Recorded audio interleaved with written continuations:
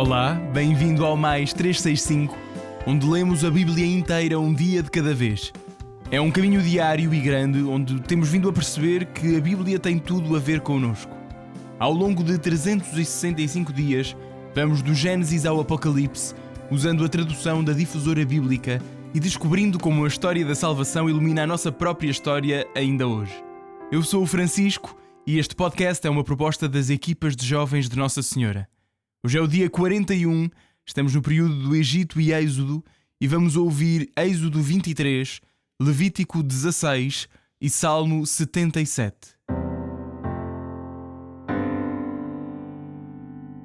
Êxodo 23. Não levantarás rumores falsos. Não ponhas a tua mão com o culpado para seres uma testemunha de injustiça. Não irás atrás da maioria para o mal e não intervirás num processo para te inclinares atrás da maioria, violando a justiça. Não favorecerás o fraco no seu processo. Quando encontrares um boi do teu inimigo ou o seu jumento desgarrados, tu lhes levarás de volta. Quando vires um jumento daquele que te odeia caído debaixo da sua carga, não o abandones. Deves soltá-lo com ela. Não falsificarás o direito dos teus pobres no seu processo. Manter-te-ás longe da causa mentirosa. Não matarás um inocente e um justo, porque eu não declaro justo um culpado. Não aceitarás presentes, porque o presente cega aqueles que veem e perverte as palavras dos justos. Não oprimirás um estrangeiro residente. Vós conheceis a vida do estrangeiro residente, porque fostes estrangeiros residentes na terra do Egito. Durante 6 anos semearás a tua terra e colherás o seu produto. No 7º ano, porém, deixá-la-ás em pousio e abandoná-la-ás. Os pobres do teu povo comerão, e os animais do campo comerão o que restar. Farás do mesmo modo para a tua vinha, para o teu olival. Durante 6 dias farás os teus afazeres, mas no 7º dia deixarás de trabalhar, para que descansem o teu boi e o teu jumento, e tomem fôlego o filho da tua serva e o estrangeiro residente. Guardareis tudo o que vos disser. Do nome de outros deuses não fareis menção, não se ouça na vossa boca. 3 vezes no ano farás uma festa em minha honra. Durante 7 dias comerás pães sem fermento, como te ordenei.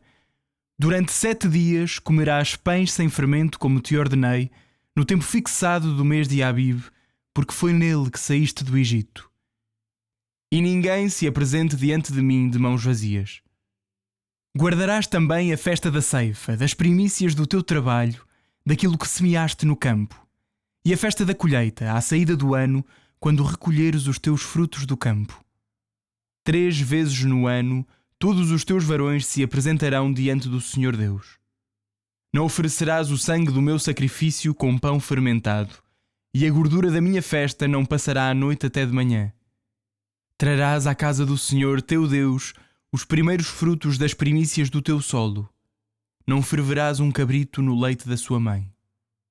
Eis que eu envio um anjo diante de ti, para te guardar no caminho e para te fazer entrar no lugar que eu preparei. Mantém-te atento na sua presença e escuta a sua voz. Não lhe causes amargura, porque ele não suportará a vossa transgressão, porque está nele a minha autoridade. Mas se escutares a sua voz e se fizeres tudo o que eu falar, eu serei inimigo dos teus inimigos e serei adversário dos teus adversários, pois o meu anjo caminhará diante de ti e te fará entrar na terra do Amorreu, do Hitita, do Perizeu, do Cananeu, do Eveu e do Jebuseu, e eu exterminá-lo-ei. Não te prostrarás diante dos seus deuses, não os servirás, não farás como eles fazem, mas destruí-los-ás e quebrarás as suas estelas. Servireis o Senhor vosso Deus, e Ele abençoará o teu pão e a tua água, e eu afastarei a doença do meio de ti. Não haverá na tua terra mulher que aborte ou que seja estéril, e eu encherei o número dos teus dias.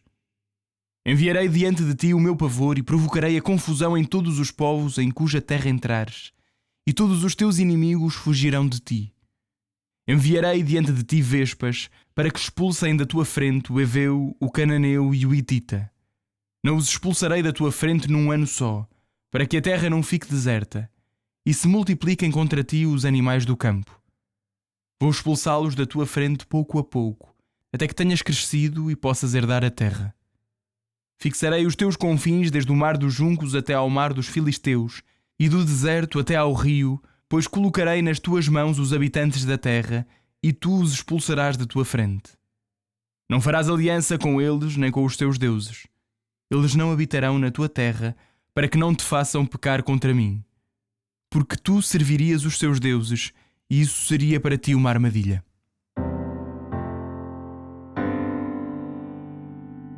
Levítico 16. O Senhor falou a Moisés depois da morte dos 2 filhos de Arão, que morreram por se terem aproximado do Senhor. Disse o Senhor a Moisés: avisa o teu irmão Arão de que não pode entrar em qualquer altura no santuário para além do véu, diante do propiciatório que está sobre a arca, a fim de não morrer, quando eu aparecer numa nuvem sobre o propiciatório. Eis como Arão deve entrar no santuário: com um novilho para o sacrifício pelo pecado e um carneiro para o holocausto. Revestir-se-á de uma túnica de linho consagrada e cobrirá o corpo com calções de linho. Cingir-se-á com um cinto de linho e cobrirá a cabeça com uma tiara de linho. É um vestuário sagrado que só usará depois de se banhar em água. Por parte da Assembleia dos Filhos de Israel, receberá 2 bodes para o sacrifício pelo pecado e um carneiro para o holocausto. Arão oferecerá o novilho em sacrifício pelo seu próprio pecado e fará o rito de purificação por si mesmo e pela sua casa. Tomará seguidamente os 2 bodes e colocá-los-á diante do Senhor à entrada da tenda da reunião. Arão tirará à sorte os 2 bodes, um para o Senhor e outro para Azazel. Arão deverá oferecer ao Senhor o bode que a sorte designou para tal, apresentando-o em sacrifício pelo pecado. E o bode que a sorte designou para Azazel deverá ser apresentado vivo diante do Senhor, a fim de fazer sobre ele o rito de purificação e ser enviado a Azazel no deserto. Arão apresentará o novilho do sacrifício pelo seu próprio pecado, fará o rito de expiação por si e pela sua família, e depois imolará o novilho em sacrifício pelo seu próprio pecado. Tomará depois o incensário cheio de brasas retiradas do altar que está diante do Senhor e 2 punhados de incenso em pó, levando tudo para além do véu. Deitará o incenso no fogo diante do Senhor, para que a nuvem do perfume envolva o propiciatório que está sobre o documento da aliança. Deste modo não morrerá. Tomará então um pouco do sangue do novilho, aspergirá com o dedo o lado oriental do propiciatório e fará com o dedo 7 aspersões de sangue diante do propiciatório. Imolará depois o bode do sacrifício pelo pecado do povo e levará o sangue para o santuário para além do véu, fazendo com esse sangue o mesmo que fez com o sangue do novilho. Aspergi-lo-á sobre o propiciatório e diante dele. Fará assim sobre o santuário o rito de purificação das impurezas dos filhos de Israel, das suas impiedades, de todos os seus pecados. Procederá da mesma forma para a tenda da reunião que está entre eles, no meio das suas impurezas. E que ninguém esteja na tenda da reunião quando o sumo sacerdote entrar para fazer o rito de purificação no santuário, até que ele saia, depois de ter feito o rito de purificação por si mesmo, pela sua casa e por toda a Assembleia de Israel. Depois sairá em direção ao altar que está diante do Senhor, para fazer sobre ele o rito de purificação. Tomará sangue do novilho e do bode, espalhá-lo-á sobre as hastes do altar a toda a volta, e fará com o dedo 7 aspersões de sangue sobre o altar, purificando-o e santificando-o assim das impurezas dos filhos de Israel, a fim de o consagrar. Terminada a purificação do santuário, da tenda da reunião e do altar, apresentará o bode vivo. Arão imporá as 2 mãos sobre a cabeça do bode vivo e declarará sobre eles todas as iniquidades dos filhos de Israel, todas as suas impiedades e todos os seus pecados, fazendo-os assim cair sobre a cabeça do bode. Depois o enviará para o deserto, mediante um homem designado para isso. O bode levará sobre si todas as iniquidades deles, para uma região solitária, e será abandonado nesse deserto. Arão voltará a entrar na tenda da reunião, tirará as vestes de linho de que se revestiu para entrar no santuário e deixá-las-á ali. Banhará o corpo em água num lugar santo e tornará a revestir-se com as suas roupas. Sairá então, oferecerá o seu holocausto, o do povo, e fará o rito de purificação por si e pelo povo. E queimará sobre o altar a gordura das vítimas do sacrifício pelo pecado. Aquele que tiver levado o bode a Azazel levará as vestes, banhará o corpo em água e só então entrará de novo no acampamento. O novilho e o bode de um sacrifício pelo pecado, cujo sangue tiver sido introduzido no santuário para a purificação, serão levados para fora do acampamento, queimando-se-lhes a pele, a carne e os excrementos. Aquele que os tiver queimado lavará as vestes, banhará o corpo em água e só então voltará a entrar no acampamento. Isto será para vós uma lei perpétua.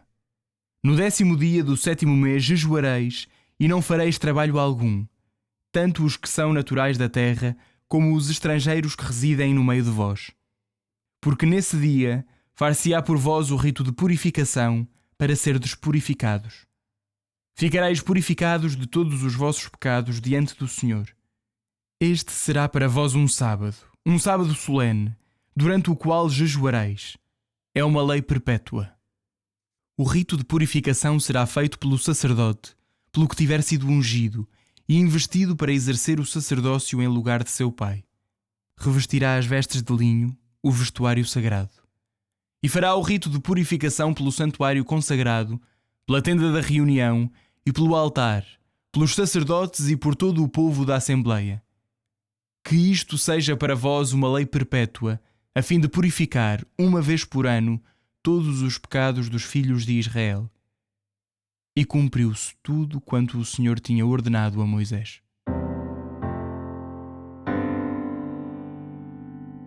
Salmo 77.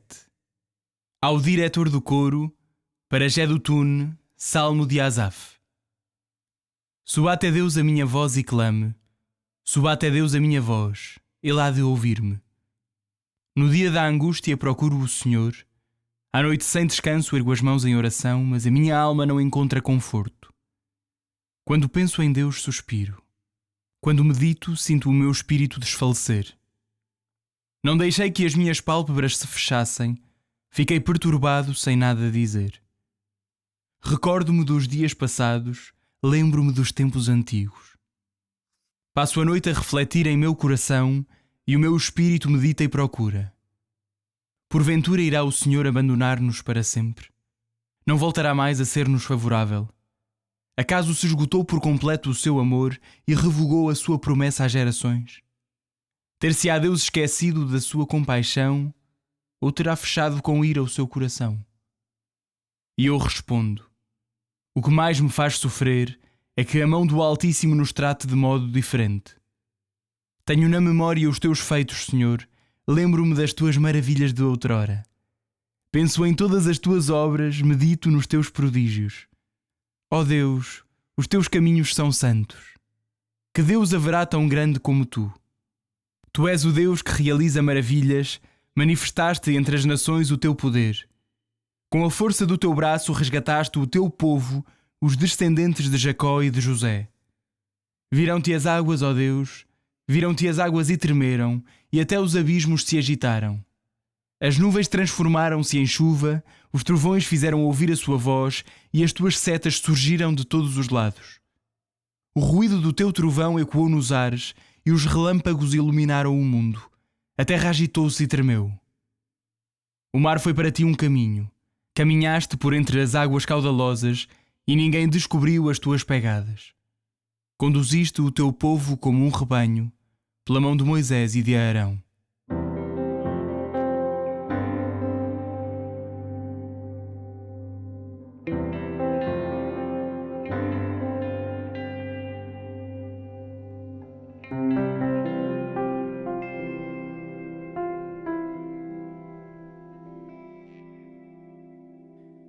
Olá, eu sou o Padre Bernardo Trocado, das equipas Jovens Nossa Senhora. Acompanho-vos neste projeto do Mais 365, Estamos hoje a aprofundar o capítulo 23 do livro do Êxodo, o capítulo 16 do Levítico e o Salmo 77. Hoje aprofundamos uma das festas mais importantes de toda a Escritura e do ritmo do povo. Havia grandes festas no ritmo da vida do povo ao longo de todo o ano. Tínhamos obviamente a Páscoa, tínhamos a festa do Pentecostes, tínhamos também a festa dos Tabernáculos e tínhamos a festa da expiação, o dia da expiação, o dia do perdão. Ouvíamos nos versículos de hoje esta grande descrição de como é que esta festa funcionava. E ela é absolutamente central para entrarmos bem na história da salvação. Através desta festa e também de outras palavras da Bíblia, nós apercebemos que existe no povo uma necessidade de se purificar, e Deus também quer educar o povo para essa consciência, para a consciência da sua fragilidade e da fragilidade de algumas das suas escolhas. É verdade que Deus também vai querer revelar pouco a pouco a misericórdia, e esta festa é um sinal disso, de que há um caminho a seguir ao pecado, há um caminho a seguir ao erro. Mas Deus também vai ensinando o povo para que tome consciência da seriedade do pecado. Por um lado, a certeza de que Deus perdoa tudo e recomeça a história. Mas também uma consciência de que o pecado é sério. Deus não quer nos fazer passar pela experiência do perdão de forma levezinha, de forma superficial. O pecado deixa marca, o egoísmo deixa marca. É o maior drama que pode acontecer na nossa vida, é quando não amamos. E essa seriedade vem refletida nestas palavras e nesta festa. No povo havia mesmo quase uma necessidade física de remover o mal acumulado pelos pecados. E há este sentido na própria palavra expiação. O sentido da palavra expiação também tem este sentido de remover o mal acumulado. Há uma necessidade de receber o perdão de Deus. E Deus quer educar-nos para a confiança de que nos podemos dirigir a Ele. Podemos abordá-lo com as nossas fragilidades. E não apenas pressupor que o perdão vem de forma tipo automática, a gente nem faz nada, nem toma consciência, não. Esta festa ajuda o povo a tomar consciência e a escolher dar um passo rumo a Deus, a voltar à aliança com Deus. E não apenas a ir vivendo a vida esquecido de que há um perdão a ser pedido a Deus. Deus tem o coração aberto, Deus tem a disponibilidade para recomeçar, mas também nos educa para a coragem de dar um passo. Estes rituais ensinam isso. Na festa da expiação, ela era vivida com diferentes ritos. Como ouvimos, em primeiro lugar havia um rito de expiação associado mais à tenda da reunião, onde o sumo sacerdote também pedia perdão por si e pela sua família e também pelo povo. Sacrificava-se um novilho, sacrificava-se um bode. O sumo sacerdote ia à zona mais sagrada da tenda ou do templo, atravessava o véu, ia para lá do véu. E isto ele só podia fazer uma vez por ano. Só nesta grande festa é que ele podia atravessar o véu e estar diante da majestade de Deus, o lugar mais sagrado do templo. Aí ele também podia dizer o nome de Deus, aquele nome que tinha sido revelado a Moisés, mas que o povo de Israel não dizia diretamente. Não dizia Yahvé, dizia Senhor, dizia Adonai. Mas aqui nesta grande festa o sumo sacerdote dizia o nome de Deus. Havia também um segundo rito mais ligado aos dois bodes. Destes 2 bodes, um era sacrificado, o outro era destinado a carregar as culpas do povo. É daqui que vem a expressão bode expiatório. Este animal de alguma maneira assumia as culpas de todo o povo e de alguma maneira carregava as culpas do povo para que o mal pudesse ser removido do lugar da comunidade. O sacerdote impunha as mãos neste animal, neste bode, confessava os pecados do povo e depois o bode era enviado para o deserto e de alguma maneira o mal era removido. Há uma necessidade de fazer esta experiência de que o mal foi tirado. As marcas do mal foram purificadas.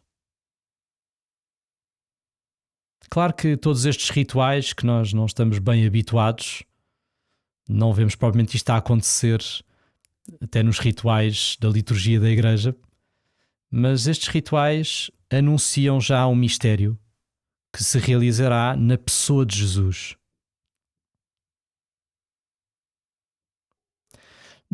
Através da vida de Jesus nós sabemos que Deus não está propriamente à espera dos nossos rituais ou do nosso pagamento para nos perdoar. Ele mesmo vem, toma a iniciativa, vem até nós e transforma-nos verdadeiramente por dentro, porque é bom, porque nos ama. Jesus derrama o seu sangue e nestes rituais nós víamos o sangue dos animais também ser derramado. Jesus derramou o seu sangue injustamente. Foi injustiçado e perseguido. Mas é nesse momento que Jesus se oferece livremente. Transforma esse momento em que podia ser uma mera vítima, transforma-o num momento de oferta, de amor, de caridade. E nessa entrega, na sua cruz, de alguma maneira ele carrega os nossos pecados. Carrega em si os nossos pecados. Nós vemos até nas feridas do seu corpo as marcas dos nossos pecados, do nosso egoísmo, da nossa maldade. E a sua fidelidade até ao fim será a fonte de transformação de todos os corações. Como é que Jesus remove este mal do mundo? Jesus remove o mal do mundo com o poder da sua fidelidade, da sua caridade, vivendo uma vida de fidelidade ao Pai até ao fim. Então, se nos unimos a Ele, se recebemos do batismo a vida nova de Jesus, o dom do Espírito Santo, o mal é removido do nosso coração. Ganhamos um novo coração. É assim que estes rituais já de alguma maneira vão preparando a verdadeira expiação do mundo, que é a maneira como Jesus selou a nova aliança com o Pai, conosco, dando a vida por amor. Jesus remove o mal do mundo, preenchendo o mundo com o seu amor. E quando recebemos o perdão, nós somos envolvidos pela vida do Senhor. Nós somos misturados na entrega de Jesus, no seu amor. E o coração passa a viver uma vida nova. Sabemos que também no ritual da expiação o sacerdote atravessava o véu e Jesus, pela sua entrega, atravessou o véu da morte. Foi para o outro lado dessa fronteira, entregando-se ao Pai. Ele é o verdadeiro sumo sacerdote que atravessou o véu e nos purificou, morrendo e ressuscitando, e salvando-nos assim do poder do pecado. Senhor Jesus, traz-nos hoje o verdadeiro dom da purificação, o verdadeiro dom da expiação.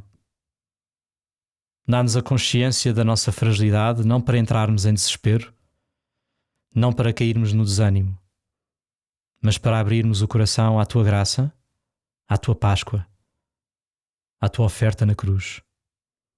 Remove do nosso coração todo o egoísmo e todo o mal e faz-nos assim viver uma vida à imagem da Tua.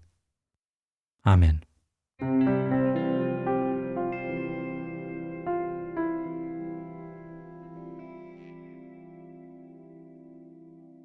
A minha alma glorifica o Senhor, e o meu espírito se alegra em Deus, meu Salvador.